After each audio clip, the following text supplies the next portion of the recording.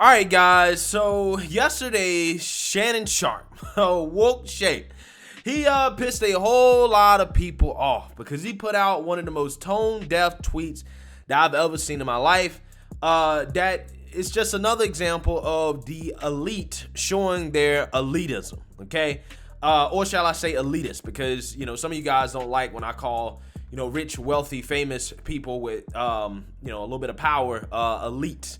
So I'm calling them elitist. Okay, he showed off his elitism in a tweet in which he says that he would rather pay $20 a gallon for gas than have Trump in office. Now, again, you can imagine how this would piss off a whole lot of working middle class people who are suffering the blunt of the Joe Biden economy, which has not been friendly towards the middle class. Okay, Joe Biden claimed that he was gonna be a middle class president. He said, I'm not raising taxes on anybody making less than $400,000 a year. I'm only raising taxes on the rich. Well, what happened was the exact opposite of that. What we got is massive and historic inflation that is effectively a tax on the poor and the middle class. Okay, because if you're rich, I can make the argument that you kind of benefit from inflation, especially if you own assets, right? And the rich are rich because they own assets, right? And asset values have increased. Okay, that's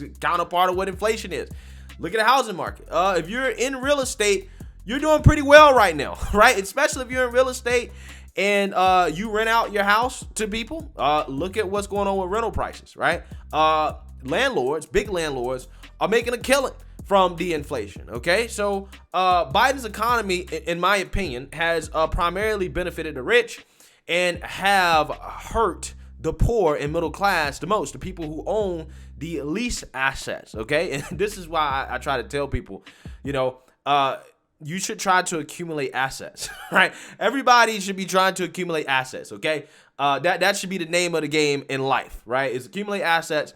So that you can shield yourself from some of this stuff, and you can benefit from some of the same things that rich people benefit from. Because at the end of the day, whether the economy is good or bad, the rich will always win. That's just the reality of life and capitalism, right? So it is what it is, right? But Shannon Sharpe, again, put out this tone-deaf tweet that he got absolutely eviscerated for on Twitter. So let's read here.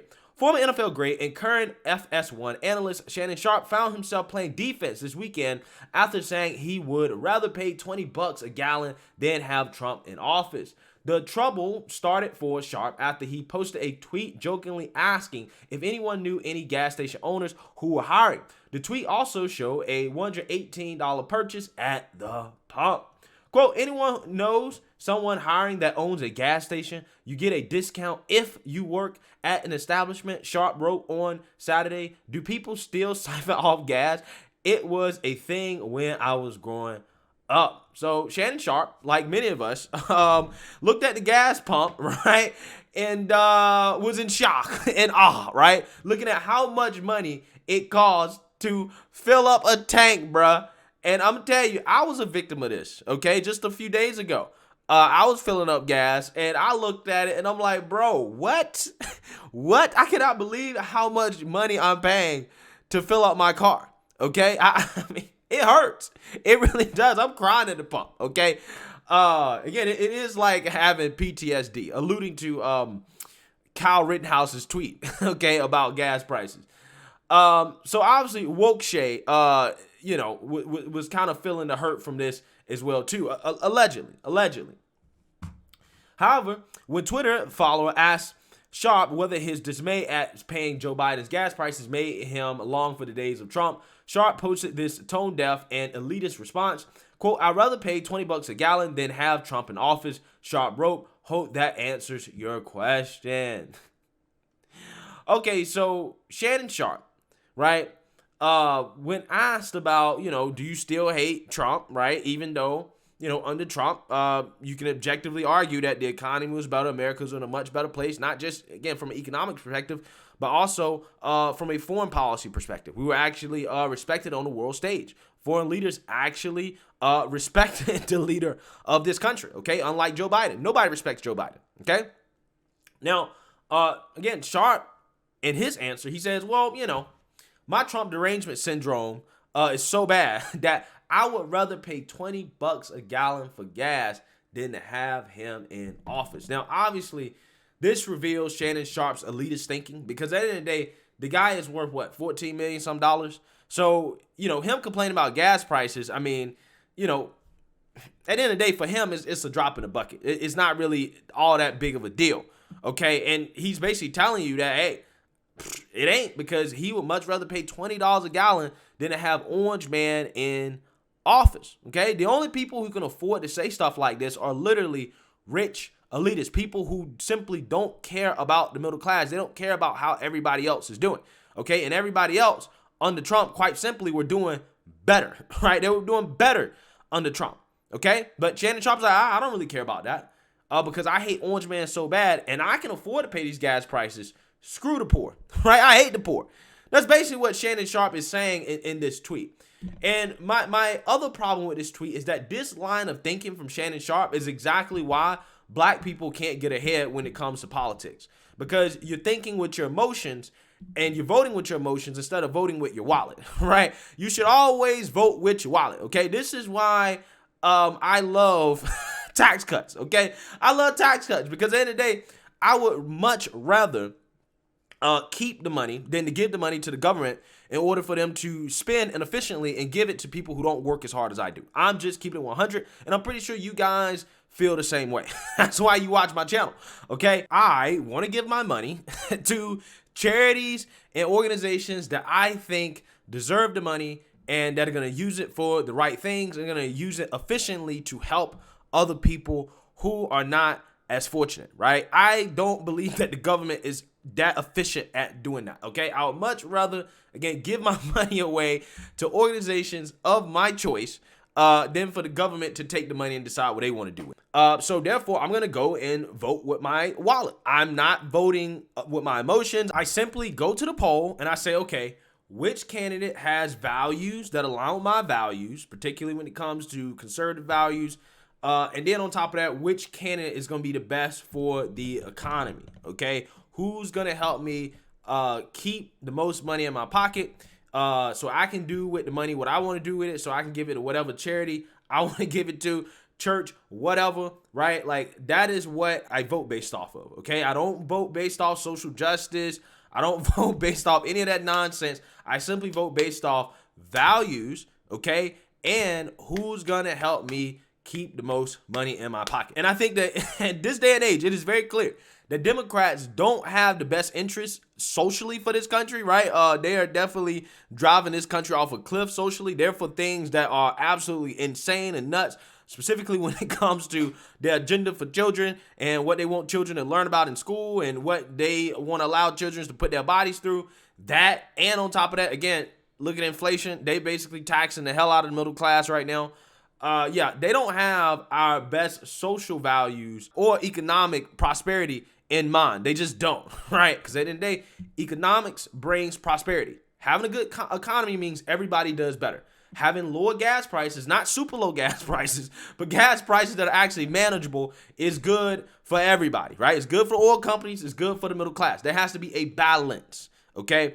But again, with that being said, Shannon Sharpe doesn't really care because, hey, he would much rather suffer than to have somebody he doesn't like in office. Again, this line of thinking is why certain people can't get ahead, okay? Because they're too busy thinking with their emotions rather than with their head and with logic, okay? That's just the reality of the situation.